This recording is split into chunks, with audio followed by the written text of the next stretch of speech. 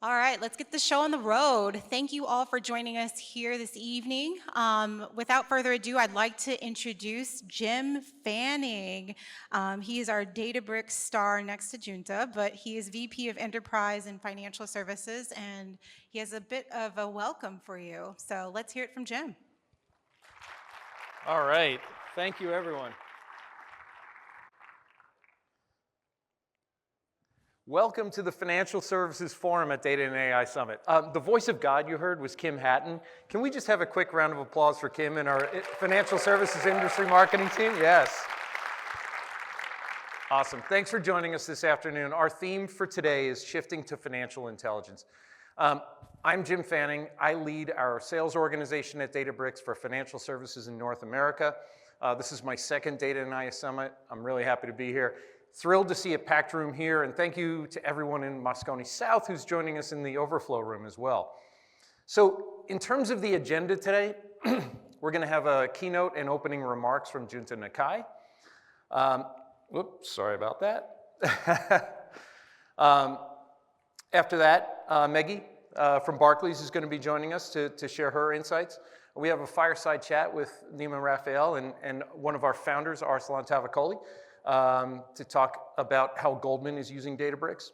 I will wrap up with some closing remarks, and then please stick around because we have an excellent reception waiting for you after the event. So without further ado, I would like to welcome to the stage our industry go-to-market leader for financial services, Junta Nakai.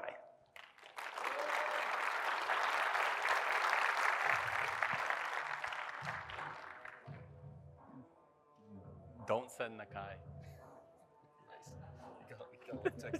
Don't send the guy. I feel very unwelcome because it's don't send the guy.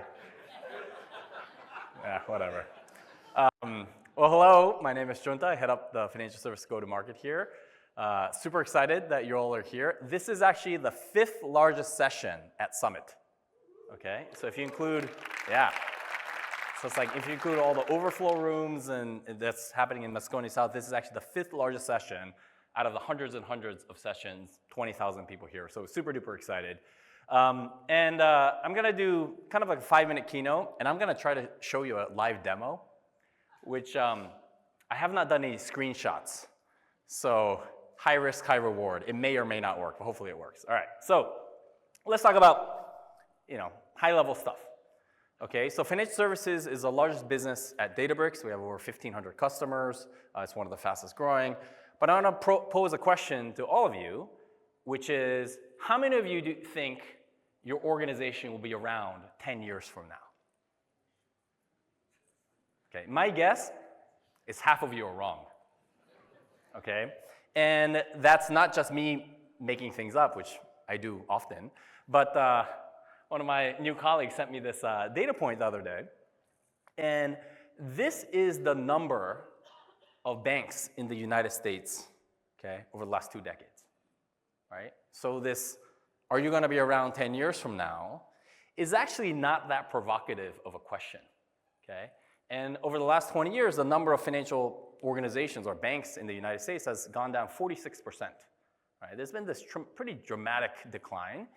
And I would imagine over the next 10 years, that trend is going to continue, right? Because there's gonna be a big gap between those who can survive and thrive and use data across the organization and those who cannot. And I think we're all here because we wanna be part of not just the survivors, but the thrivers, okay, as well. So a second question I have is, what is the most valuable asset at your firm? Goldman guy says money, of course. Well, it's data, but I would also argue it's one more thing, which is people, right? It's like data that you have and the people that can do stuff with that data. And I talk about this all the time, which is like, this is very different from 2 decades ago, actually. 2 decades ago, you said, what is the most important asset you had to any bank or insurance company? It'll tell you capital and scale. We got lots of money, lots of branches, okay? Those things are still very important, but the next wave of innovation and value comes from your folks who can use that data for productive purposes, okay? And this is super duper important, okay? And I don't know what happened to that little black box down there, but like, The biggest crisis that all of us face in the next decade or two is productivity, right? So there's like 3 mega trends that are happening in this world today, right? The first is demographics, okay? If you look at the rich world, the first wave countries, or Japan, Western Europe, China and all these countries, the working age population actually peaked 10 years ago. Okay, so this like incredible engine of growth that the world has relied on for decades is gone. Okay, the second thing that's happened is that interest rates are starting to go up. All right, the 30-year in the U.S. is 5%. Okay, the U.S. mortgages are now 7%. The cost of funding has gone up tremendously. In other words, another way to think about this is this whole era of savings glut that we had for decades is gone. Right, cost of capital is higher. That means there's less appetite for experiments. Right? It means that the things that you do actually have to have a tangible return.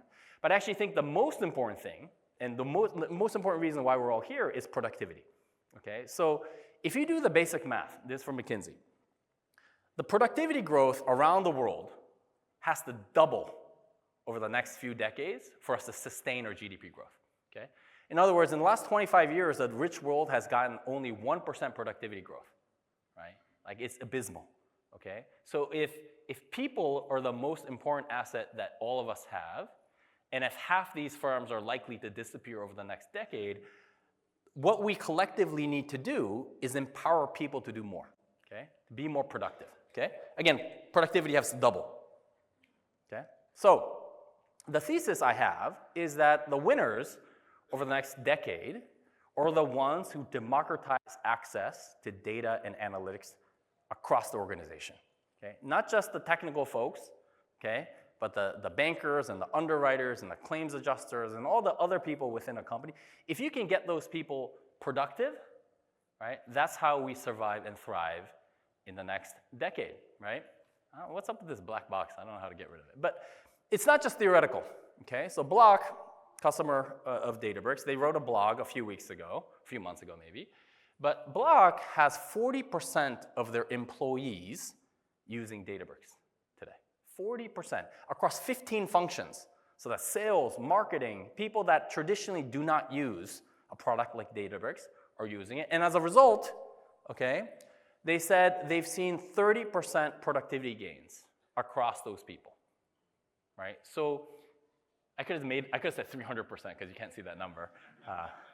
Maybe it says 39%, I don't know. But it's 30% growth, okay, in productivity. And that's super important because the single biggest cost for all of you is people. It's compensation expense, right? So if we can get those people 30% more productive, not just from a profitability standpoint, but just the ability to innovate, to do things, to make decisions goes up exponentially, right? So getting people more productive, literally the most important thing that you could do. So how can Databricks help me win? Okay, well, Databricks, we think, can help you win because we've built something called the outcome map. Okay, so we've looked at our 1,500 customers, and we said, what are our customers actually doing on Databricks? And actually, take out your phones, because this is going to lead to something. Okay, so this is all publicly available. So we've built assets and demos and things that actually show you what we do in the context of something that matters to you, okay? And this is super important because we want to crowdsource information. And now, is this QR code not going to work because of this black box? Does it work? You're good? Okay. So we would love to know which one of these are important for you, okay? Because then we build assets around it to actually open source and give to you so you could run all these use cases that we talk about. Okay, so when we look at financial services, this is the top 7 use cases that we see, okay, across all of our customers, okay?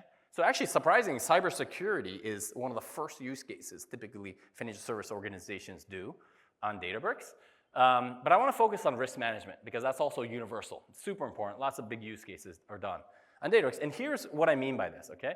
So at Databricks, we spent a tremendous amount of time over the past few months, few quarters, few years. Uh-oh. This 4 button doesn't work. Oh, someone wants to help me. The 4 button doesn't work. He's coming. All right, so we spent a lot of time helping you see the context of Databricks within a use case that really matters to you. okay? So many of the announcements that you'll probably see tomorrow and the things that we've announced over the past few years, or last year, is all around things like AI/BI, Genie, right? Things that, again, give the power of data analytics to a non-technical user. And some of our largest customers in financial services has close to 10,000 non-technical users on our platform today, right? It's incredible. Yeah. How do I do that? Choose to mirror extend it from the X. Choose content. Mirror this way. There you go. Whew. All right. That was almost a disaster. All right. So here's what we mean by this, okay? So, what we hear from our customers is that we're tired of listening to you talk about generalities, right? Like, show me how you could use Databricks. Show me the value of data intelligence in something like risk management. That's a super important use case, right? So here's an example of what we've done. And this is very similar to some of our most advanced customers and what they're doing, okay? So if you think about things like market risk, okay, risk management functions, every single bank, every single organization is doing the same exact thing. They're looking at the same exact data sets. They're doing the same calculations, right? But what if you could bring all the data from multiple sources together, right? What if you can use unstructured data, right? What if you could interact with your data in different ways, okay? What if you could lower the cost of curiosity so your risk managers, who may not be technical but very good at their jobs, can benefit from the value and the power of data intelligence? That's one of the things we talk about. So here's an example of this, right? So imagine if you're the chief risk officer of a bank. You come in, and you look at your interest rate exposures, you look at your beta impact, and very quickly you could see how every single position or every security that you own is contributing, right, to your P&L, okay? And here's just a dashboard that we've built that gives predictive analytics, right? Like here's here's what we think your portfolio is going to do if interest rates go up by 1%. We're giving you the power of aggregation of all these different silos of data, taking it out of the silos and delivering it to you so you have a full view of the risk that you have. Now, imagine another scenario, which is a few weeks ago, there was the Milken Institute, right, in LA, and all these CEOs are there talking about risks, okay? So what if you could take unstructured real-time audio and video files from CEOs of what they think the future risks are going to be and incorporate that into your risk management practice, right? Something that is not done today, right? So let's go here. And basically, we're now ingesting the live feed that we've taken from things like the Milken Institute. And what's happening is that automatically the AI, data intelligence, is tagging all these different things into specific issues, okay? And based on that, we have now different types of, there we go, emerging risk patterns, okay? So not just based on market data, like let's bring in unstructured text, video, audio, and then think about risk that way, what happens, okay? In that example, we're now seeing, visualizing risk in a completely different way using a completely different novel data source that people don't have today, okay?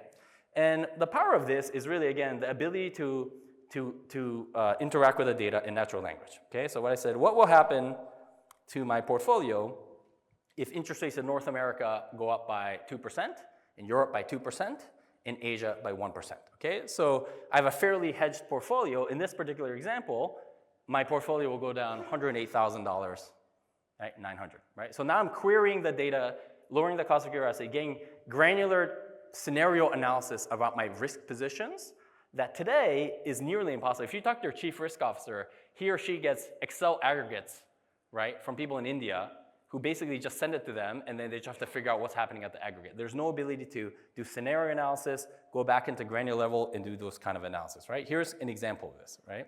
And then based on that, you could actually build, different applications. So I said, what did I say? North America 2%, Europe 2%, in Asia 1%, right? What happens to that portfolio? Right, and it was right? So the answer that the Genie room has pulled, the aggregations that they've done, is actually correct, right, based on this, okay? And this is super powerful within Databricks because we give you the full visibility in the lineage, right? So like, where did that data come from? When was it last updated? Did the data pipeline fail or not fail? How can I go back and ensure that the data that I'm using for risk calculations, okay, is accurate, okay? Because in finance, you have to actually have accurate data. Again, this is probably not going to go all the way to reporting, right? Not for now, until AI gets better, but this is just an example of how people are using data intelligence, bringing the power of data analytics to functions that historically never had this kind of access, right? And this is what we talk about. This is what we mean by enhancing the productivity of your workforce. And the returns on doing so are tremendous, right? And I think I went way over because my demo didn't work very well. With that, I'll hand it over to the next speaker.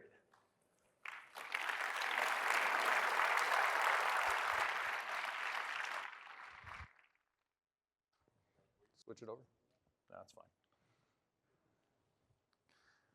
All right. I'd like to welcome to the stage Maggie Chung. Maggie is the Managing Director and Head of Global Enterprise Data Platforms at Barclays. Maggie, thanks for joining us today. Thank you. Hello, so I'm Maggie, and I head up Enterprise Data Platform for the Barclays Group. Barclays is a global financial services provider. We have 300 years of history on banking. We have 48 million customers, over 40 countries. So there's a lot at stake here. Barclays has a 3-year strategic plan to become a simpler, better, and more balanced organization. Now, data and AI is at the very heart of that strategy. And my personal mission is to enable Barclays to differentiate with data. So today, I'm here to talk about the trust factor in data intelligence. If I first go into, I often tell my team that the responsible use of data and the ethical use of AI is very important. So important that if we get it wrong, we could bring down the bank. So it's ultimately all about trust. Our customers and the regulators must be able to trust that we are protecting the data and we are using it responsibly. So don't worry, I'm not here to give you a therapy session on trust. What I'm here to do is to share some of the challenges that organizations like us have as we scale AI and deliver data intelligence.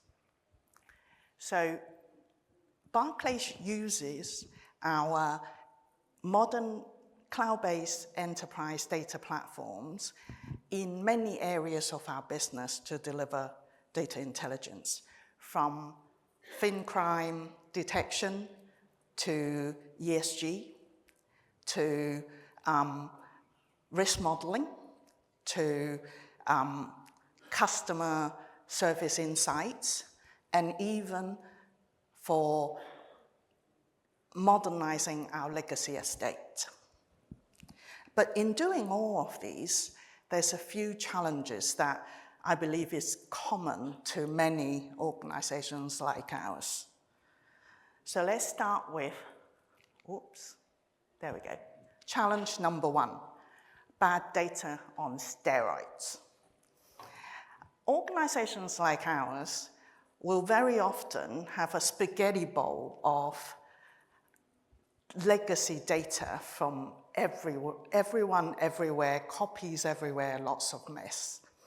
And in fact, data quality issues that's built up, very complicated data quality issues that's built up over decades. Now, when we put bad data or biased data or even inconsistent data on AI, it's like putting those issues on steroids.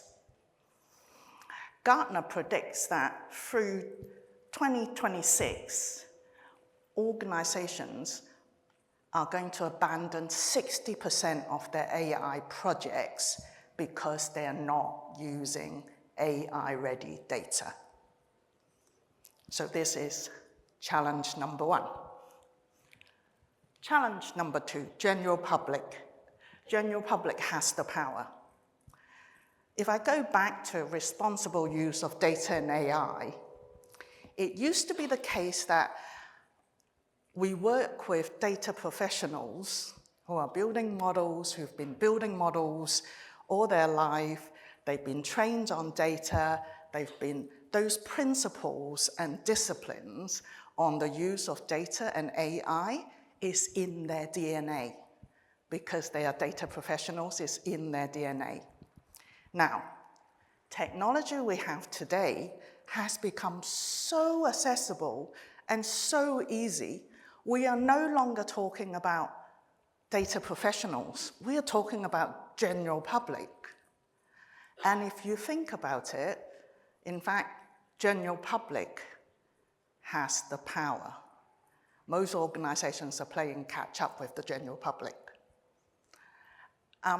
So we're in a world where those responsible data and AI disciplines can no longer be taken for granted, but yet it remains non-negotiable.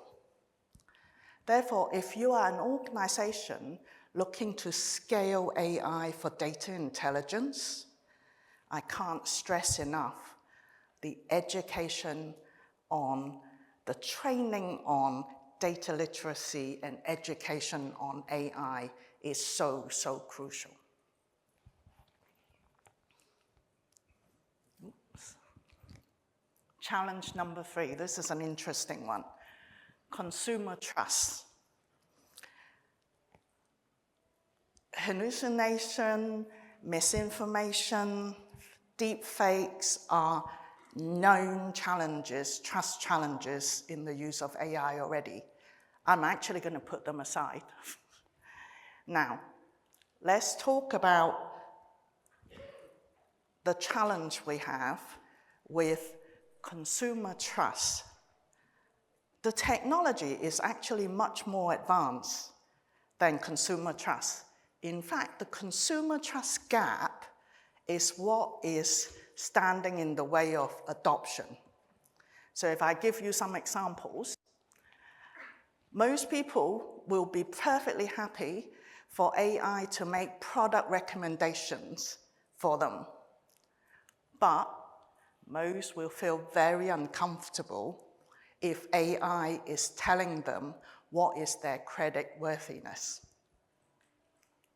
Most people will think it's okay for a medical specialist, for AI to recommend a medical specialist for me.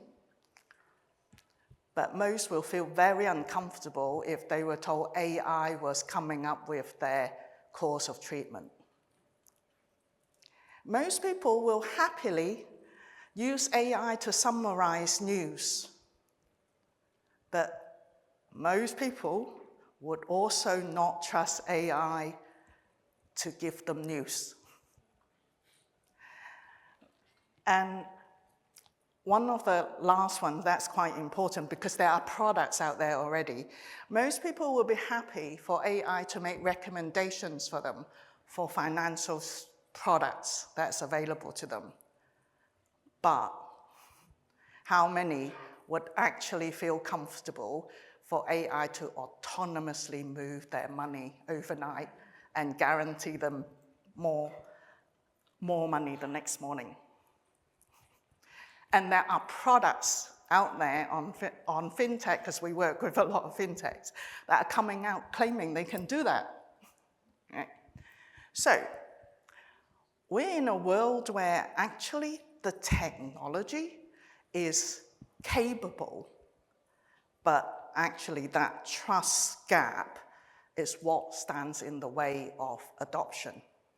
And it's quite interesting because it's not about who comes up with the most sophisticated algorithms or who has the most clever products.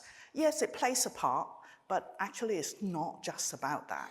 If you look at some of these examples, there are 2 factors that are quite important. One of them is this perception of risk. there's something crosses the line between AI making a medical specialist recommendation for me versus AI is going to determine your course of treatment. There's somewhere along the line, and that risk line is different for different people very often. You'll find that people who uses the AI more, they feel slightly more comfortable. The second factor is to do with how much that people feel in control. If you use the example of, if you make some financial product recommendation for me, I'm still in control of choosing whether I take up that recommendation or not. If suddenly you're telling me I give you the AI authority to autonomously move my money, now suddenly you feel less in control. You start questioning what's the intent. Is the AI acting on my best interests? So these are the factors that actually exist, and this is putting all the misinformation, deepfake aside, just simply looking at the trust gap, consumer trust gap in AI. So I'm now going to go into the approach we take. Oops, sorry. I'm now going to go into the approach that we've taken at Barclays. Firstly, we invested in building a future-ready, modern enterprise data platform. What's important about it is we have built within that platform the solid functional capability of data management, from cataloging data to protecting the data to ensuring entitlement to the data, everything to do with solid disciplines in managing data. That's very, very important. Then what we did was made available on the platform industry-leading tools, such as Databricks. So we have industry-leading tools loaded on the platform, so our businesses can now leverage the data and create value with the data. Now, last but not the least, I have a game-changing metadata ecosystem. It was very hard to do, but I have one. I have a metadata ecosystem that brings together business metadata, technical metadata, operational metadata, and data product metadata. I have a metadata ecosystem that is able to tell me not just what I've done, but what I need to do. Right. The second pillar of our strategy is I can build the most beautiful platform with the most brilliant tools on it. If my data is not, from my businesses is not sorted out, as my previous challenges show, it's going to be useless. So we have a data product strategy. Our data product strategy is about setting up golden source data of good quality that gets consistently used downstream.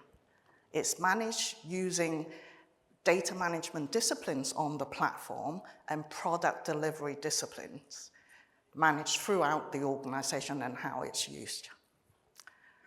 We then capture and maintain all the relationship between producers of data and consumers of data, both the relationships and the expectations. So we know exactly what data has come in, and we know exactly how the data is being used. Now, this last point is very important. The way in which the industry is moving, tools are moving, every week there's new capabilities being launched on the market. building our data platform strategy with agility in mind is very, very important. We've built our data platform with the data product strategy in such a way that the same data products can be used on any new tools we put on our platform. And we step away from needing to do endless data migration from one tool to another, to another, to another. So that agility is very important. Now, finally, we look at fueling AI with data. So what we do here is we federate AI and enable the scaling of AI by bringing people to the center. What we do is we leverage the enterprise data platform's data management capability to make sure all data that's used for AI is managed with that discipline. So for example, if someone wants to build an agent,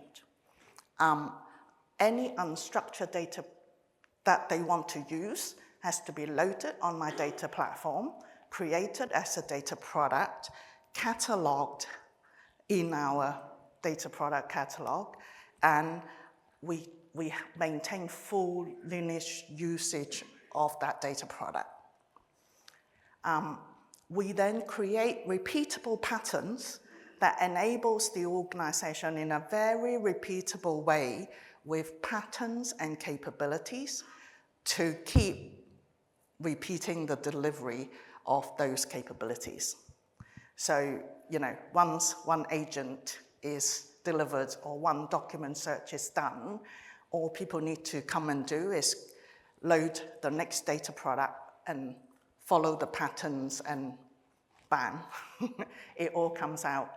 And we do that, one of the reasons, very importantly, we do that is while we do that, we involve CISO, we involve our governance areas so that our businesses, when they are using the same patterns to do similar capabilities, it gets past the governance process much quicker.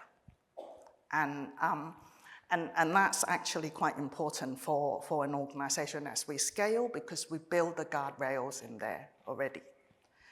Now, the last point I want to make, which is actually related to what Gunther was saying earlier, the way that we look at this scaling of AI for data intelligence is not to take the human not take the human part out of our services. What we're trying to do is to move our human parts of the service up the value chain. It's about creating that productivity.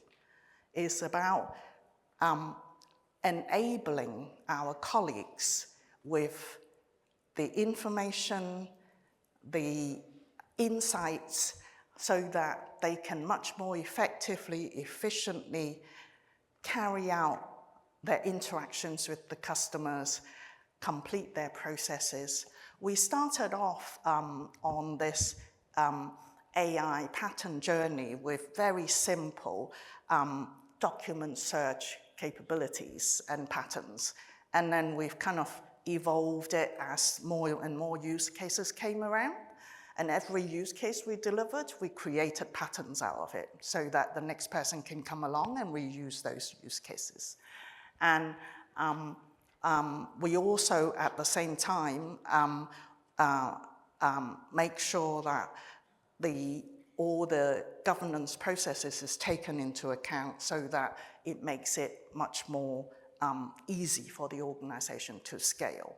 So we started off with simple use cases, we grow the patterns through use cases, and we're now experimenting and progressing on to looking at agentic patterns. So what I want to end my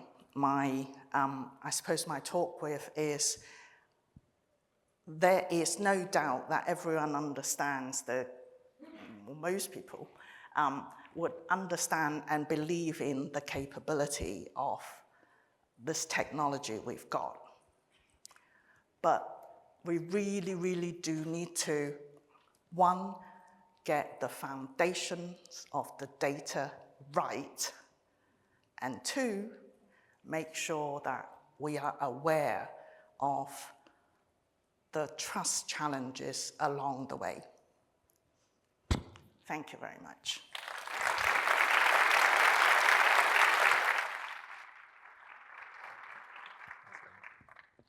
Thank you, Maggie. I think you definitely gave us a lot to think about. And over the next couple days, you're going to be hearing a lot about data governance, data lineage, even the importance of evals when it comes to agents. Our next session is a fireside chat.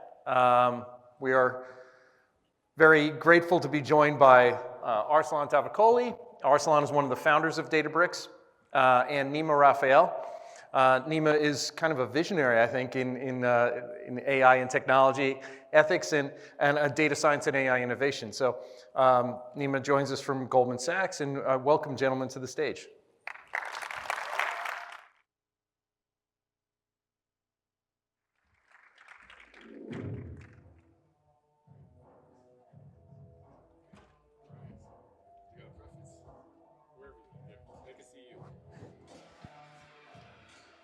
All right. You know, I can probably count on one hand the number of times I've actually seen you wearing a tie. You've got that picture on there. It's very proper. Yeah, I'm just... That was the one time I wore a tie. Fair enough. Well, look, appreciate you taking the time to come out here for Data and AI Summit. And big thanks to, Maggie for kind of all the insights there from Barclays. So maybe we just start a little bit, right? You guys have obviously had a journey from a Goldman perspective. It'd probably be helpful for the group to just know, an overview, a little bit of your role, and maybe describe, maybe at a high level where you guys are in the journey right now on basically like open architecture and moving forward on the data platform side. Yeah, hi. Thanks everyone for coming. It's awesome to be here, and thanks for being my security blanket up here today. So maybe I'll just give a little bit of a history. So I run the data engineering team at Goldman. We sort of chunk it up into a few different stripes. One is our data platform. Maggie did a great job of explaining sort of why we need that. A second is what we call data curation and content. So my team also does a lot of the curation. And I think it really resonated what Ali was saying, that you guys now have a sort of curation team that's the only people who are allowed to do the golden sources. I was like, yeah, we do that too. So, and then the third is what I call sort of big bank governance, because I'm also the chief data officer for the entire firm. So that's things like data quality, data lineage, data governance, making sure our client reports and regulatory reports have the right data quality. And so our sort of philosophy across all of these is, again, build the platform reinforces the governance reinforces the platform, and then the content and curation teams use the platform and the governance as sort of a self-enforcing flywheel. The things that maybe I'll give a little history of how we've sort of come to Databricks and our data platform. So I'll do a 30-second history lesson maybe of Goldman Sachs. In 2008, where I started sort of my journey in the data world, Lehman Brothers failed, Bear Stearns fails, Lehman Brothers fails, we're like scrambling. And Junta maybe had said something like this, we were sort of next. And the one thing that actually did save us was data. We actually brought all the data of the firm together in one on-prem database that we couldn't scale past 20 terabytes, which is like a joke now. But we brought all the data of the firm together to understand our exposure to Lehman and sort of understand our liquidity positions at the time. That was like the first sort of click in everyone's brain that was outside of tech, that data is actually something useful and that's not just some exhaust from technology. That was sort of our jump off point to then we're like, oh my God, this has something in it. And that has sort of catapulted our journey onto the cloud, onto the lakehouse architecture, onto the governance, the whole thing. So that was sort of like our lesson learned. And then the journey starts going from there. So, well, lots in there. I thought you were going to, I didn't know how long that history lesson from 2008 was going to be. You were 30 like walking, seconds. thought you were going to give us a history of CDOs and everything like that. So look, you talked about, I think that there's a couple of principles that were interesting for you guys. You guys from the beginning have also been big believers in the notion of kind of like open architectures, open lakehouse, that kind of thing. So talk to me about, where did that belief come from, and, how have you kind of instituted that in practice? Yeah, so I think what we started with was a belief actually in data modeling, and semantic modeling is actually the first belief we had. And that's, we built a system open source called Legend, which is capturing all of our metadata. Then what we realized is, okay, people have different use cases for this data for different things. So some people want to use it to talk to clients. Some people need to use it to do their reg reporting. Some people want to make the operations more efficient, whatever. And so all of these sort of use cases were like, we had sort of shoved into some on-prem database that was like the jack of all trades, but really not like the deep expertise in any. And so one of our fundamental theses was like, okay, when we get to the cloud, we want the right sort of engine, the right sort of compute, the right sort of tool for the right use case. And that's when we started sort of pushing this open interoperability, especially on data formats and the governance across that. And so really what we've been pushing all of our strategic partners, our vendors and everything is like, let's get the data infrastructure layer right, but keep that open so that people, our customers, I'm a platform team, our customers could then pick the right tool for the right job and give them all the tools that they want and let them choose with the same governance and data layer across it. So, well, there's an interesting point on here. Somewhere along the lines, like if we're transparent, there was this belief that, okay, well, Unity and Databricks were really good if you were a hardcore Delta shop. And if you actually wanted to use Iceberg, well, those two were at odds of each other. That may or may not be, something peddled by kind of others. But, we've clearly said that isn't the case, right?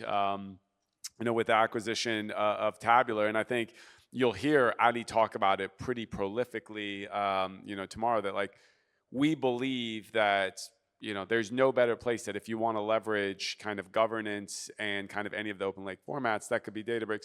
You guys obviously saw that early on. You guys, were like, hey, look, for a variety of reasons from other systems, we want to use, Iceberg. You guys have already had a big investment in curation and governance with Legend. And now kind of as part of that, leveraging Databricks, leveraging Unity with Iceberg on it. Help it from your viewpoint. What did you see of what made you be like, yes, I can make this all work in kind of a Databricks environment? Yeah, I think first, maybe half joking, Ali and you, the first time we met, told us that you guys bought Tabular because I said I wanted to use Iceberg. You had a very expensive dinner with you. Very expensive dinner. Very expensive dinner. Look, I think, okay, there's a few things, right? Again, my view here is that there's a few really great strategic partners in data infrastructure, and I want them all to interop. And so from the beginning, I told people, I don't care what format it is. I actually just don't care. It's not about Iceberg versus this thing versus Hoodie versus Delta, whatever. I was like, let's just have one so that I could do my job and deliver the data I want to my business, right? And I think, oh, wow. Okay. Whoa, look at that. Look at that, man. You got a fan club. Some fans here. That's cool. And so the big thing for me was pushing everyone towards one sort of thing. And I saw that, and then I saw that commitment from Databricks. And we started using it. We saw that Iceberg was becoming a first-class thing.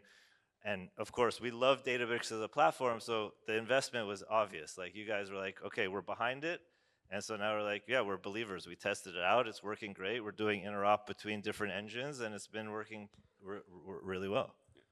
And then, so from your guys' perspective, right, you talked a little bit about it, that I like central governance teams. As you think about some places large as Goldman, how do you find that balance as you think of governance of, everybody talks about data mesh and kind of product owners of data versus having clean, high quality data and having central places. How do you find that balance? I think it's a couple of things. One is, I know this word catalog gets thrown around a lot, and I actually don't like the word because it means so many different things to so many different people. But I think there's a few tenets that we put out, a few principles that we put out. One is we all use the same tool. That was sort of the big thing about Legend. Legend was sort of our abstraction, our semantic layer where we captured all the metadata, but in one language, in one place, in one SDLC, with one set of rules that govern the whole life cycle of the data. And that could then sort of push to many different engines, whether it's Databricks or other things we use, won't name. But so, so one is getting the tools right, I would say. But that's not the only thing, right? Like, we're a big bank. We're heavily regulated, so a little bit of it has to, again, I'm a software engineer by heart, but some of it at a big bank has to also be processed, right? We have processes, we have policies, we have standards, we have procedures that sort of also govern that thing. So you bring the policies and standards, but then you want to build those into the platform. The real thing from a software engineering and data engineering thing is we really like to build the governance into the platform. Like, if you use the platform, you sort of get it all for free. You get the lineage, you get the data quality rules, you get all of that, the provenance, you get the semantic layer, all of that stuff sort of free. And so we push people towards the platform as one of the governing mechanisms. And then I'd say the other side is, you can't, at Goldman scale, you can't centralize everything. So what we do is we sort of have a hub and spoke model. In the middle, we have my team.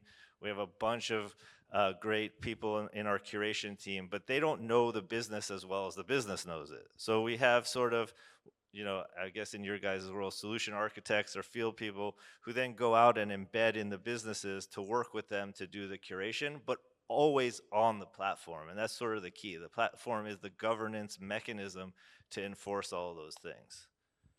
So it's obviously been a little bit of a journey with some expensive dinners included in there, right? But now, as we're getting to the point where we're like, okay, we're getting the data in there, it's governed, it's curated. What are some of the big things that you look at and say, here's what I've wanted to do. Now I feel like it's going to get unlocked. Here's my 2 or 3 big priorities of once we have this, it's curated into the system of these are the kind of use cases or things that I think we can now drive for the bank. Yeah, I think the first, so I'll give some basics and then I'll get a little more advanced. Like, the first basics that we really care about is that we could serve our clients better than anyone else. And for that, we really believe in the power of data there. And so the first thing is, like, can we get the right data in the hands of our salespeople, traders, PMs, whoever's helping our clients, operations people? Can we get them the right data as fast as possible so that they can react to either the market or the client or whatever? And it's just sort of the same on the supervisory regulatory front. We sort of think of clients both from, like, okay, clients, but also our supervisors are also clients of ours. So really, when we think about that, it's like, can we get the right data into the hands of the right people for decision making is really sort of the base case, I'd say. After that, though, I think, again, with the new sort of AI hype cycle, I really like, I was a huge skeptic, I'll say, until I started using autonomous agentic coding tools, which now I'm, like, in love with. I think it's insane. You don't want to say vibe coding, you say autonomous agentic coding. It seems like a know, mouthful, but okay. Okay, I wear a hoodie, I can say vibe coding, I guess. Yeah, agent vibe coding or something like that, maybe. So the next evolution, I think, for us is workflows, helping humans at Goldman Sachs be superhuman in their workflows from end to end. And I sort of use this sort of cartoonish workflow, which is, like, I think the next chapter for Goldman is, I'm a trader, I'm a PM, I have a hypothesis. The AI then helps run, like, I have a bunch of agents that go out, help me disprove or prove the hypothesis, ask me questions about the hypothesis, bounce ideas back and forth with me, ask me questions about hypothesis, dig in, try to disprove it. Then, when I feel like super comfortable with that, the agent then actually goes to the next step of the workflow, which is actually help me then sort of execute that hypothesis in the market, right? So then they'll go in the market, do the execution, run, like, check the risks and things. And then the next step is they'll actually then monitor that execution, make sure it's all like going well, or change course if they need to, and then through that monitoring have a feedback loop into changing regimes and things like that. So I think like that's sort of my excitement where this sort of data and AI stuff goes. As you're going on that journey, what worries you the most? What gives you the most pause? I guess two things. One is that the hype cycle has turned AI into some silver bullet, and so the expectations are insane, right? Like everyone thinks AI is just gonna do everything and replace everything all at once, like not even in 5 years, like tomorrow. That's one big worry I have, and so you have to keep explaining people what AI is, what it's good at, what it's not good at, like what it can do, what it can't do, is one sort of big worry on my mind. And the second one, I always say, and again, maybe I'm biased because I'm CDO, but one thing I really, really worry about is data quality. That's, I think, underlying all this, and I think Maggie said this very well as well. It's just without the data quality, I feel like none of this stuff is going to work the way we want. Well, with that, Nima, really appreciate you taking the time today. I'm sure if we let them, there'll be 50 more questions, but we'll turn it back over here to Jim. All right, really thanks, appreciate Nima. everyone's time. Thanks.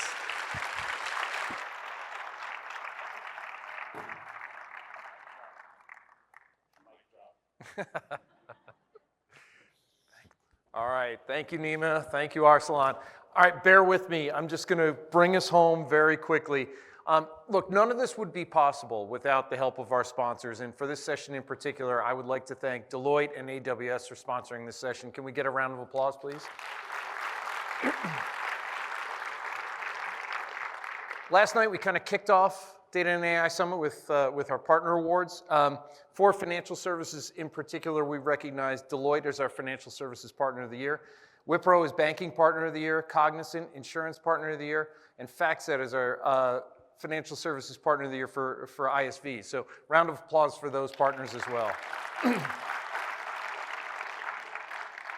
We've still got a ton of sessions, and I highly recommend for those who are still figuring out their way. Look at Thursday. We've got some great financial services sessions on Thursday. Yes, take pictures, absolutely. Just a few that I think you shouldn't miss, and so I'll keep those up there for 1 second. Excellent, thank you. We also have some brick builder solutions. Again, use your phones. There's a QR code to scan here where you can learn more about the brick builder solutions built by Avanade, Datacentix, and Deloitte. Give that 1 more second there for those who haven't captured it. Okay, this is important. Please complete your surveys. We thrive on feedback. This is how we make everything better. So again, you've got the app. Everyone's got the app. Yes, head nods. All right, please fill out the surveys for this session and every session that you attend throughout Summit. And then finally, I'd like to welcome everyone to our reception right across in Moscone West. For those who are viewing in the other room in Moscone South, please come on over. It's just a short walk, and we'd like to toast everyone and have a drink. And thank you all for being here.